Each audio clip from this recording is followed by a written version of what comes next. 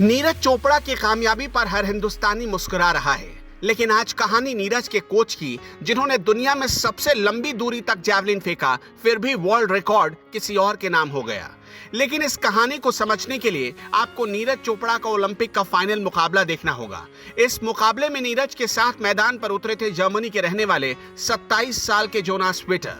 Jonas waiter ने कभी उल्टे हाथ से भाला फेंक कर नीरज को हराने की चुनौती दी थी, लेकिन ओलंपिक में जैवलिन थ्रो के फाइनल मुकाबले में वो टॉप 8 में भी शामिल नहीं हो पाए।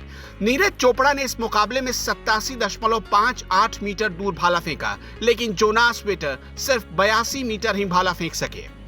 दुनिया को हैरानी हुई क्योंकि ठीक एक साल पहले पोलैंड में हो रहे वर्ल्ड एथलेटिक्स गोल्ड लेवल में जोनास वेटर ने 97.76 मीटर दूर भाला फेंका था, जो वर्ल्ड रिकॉर्ड से सिर्फ 72 सेंटीमीटर पीछे था।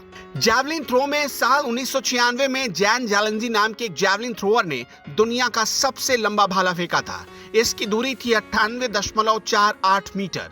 ये जैवलिन में आज भी वर्ल्ड रिकॉर्ड माना जाता है। लेकिन क्या आपको पता है कि दुनिया में सबसे लंबा जैवलिन फेंकने का रिकॉर्ड कितने का है? अगर हम कहें कि 104 मीटर से भी ज्यादा, तो शायद आपको हैरानी होगी। नीरज चोपड़ा के कोच रह चुके यू हॉन ने 1984 में 104.80 मीटर तक जैवलिन थ्रो किया था, लेकिन इसे कभी भी रिकॉर्ड में नहीं गिना जाता, बल्कि इसे एवरलास्टिंग माना जाता है। खेलों की दुनिया में एवरलास्टिंग का मतलब होता है जिसे कभी तोड़ा ही न जा सके। लेकिन इसे वर्ल्ड रिकॉर्ड में शामिल क्यों नहीं किया गया? क्या नीरज चोपड़ा के कोच के साथ दुनिया धोखा कर गई? अब इसकी कहानी भी समझिए। 2018 में नीरज के कोच रहे यू हॉन ने यह रिकॉर्ड बनाया था 1984 में, लेकिन 1986 में जैवलिन थ्रो के नियमों में बदलाव कर दिया गया। यह बदलाव खेल के दरमियान सेफ्टी को ध्यान में रखकर किया गया। सबसे बड़ा बदलाव था जैवलिन के सेंटर ऑफ ग्रेविटी में, जिसे 4 सेंटीमीटर आगे बढ़ा दिया गया, ताकि कभी कोई भी एथलीट 100 मीटर के आगे भाला न फेंक पाए। जैवलिन के मैदान के दूसरे एंड पर मौजूद लोगों की सुरक्षा के लिए भी ऐसा किया गया। यानी एथलीट संघ ने खुद यह पैमाना मान लिया कि जैवलिन 100 मीटर से ज्यादा नहीं फेंकी जा सकती है। इस बदलाव के पीछे की दूसरी वजह थी, जैवलिन फेंकने के बाद जमीन पर वर्टिकल गिरे। जैवलिन के नोक में भी कुछ बदलाव किए गए। जैवलिन का पुरुषों के लिए वजन 800 ग्राम रखा गया और महिलाओं के लिए 600 ग्राम कर दिया गया। इस बदलाव से पहले जैवलिन जमीन पर फ्लैट गिर जाता था, जिससे डिस्टेंस मापने में खामियां पाई जाती थी।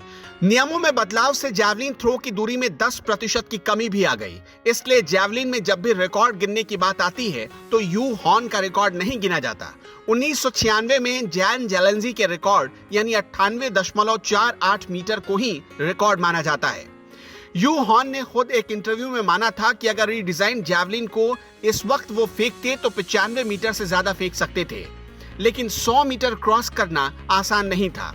एक अनुमान ये भी है कि पुराने जैवलिन को अगर आज के वर्ल्ड रिकॉर्ड हासिल करने वाले जैन जैलेंजी फेंकते तो इसे करीब 108 मीटर तक फेंक सकते थे। यू हॉन 2018 में नीरज चोपड़ा के कोच रह चुके हैं। वो ईस्ट जर्मनी के रहने वाले हैं, लेकिन ओलंपिक से पहले नीरज के कोच क्लाउस थे। क्लाउस भी जर्मनी के ही रहने वाले हैं। ओलंपिक में गोल्ड मेडल जीतने के बाद नीरज ने यू हॉन का भी शुक्रिया अदा किया था।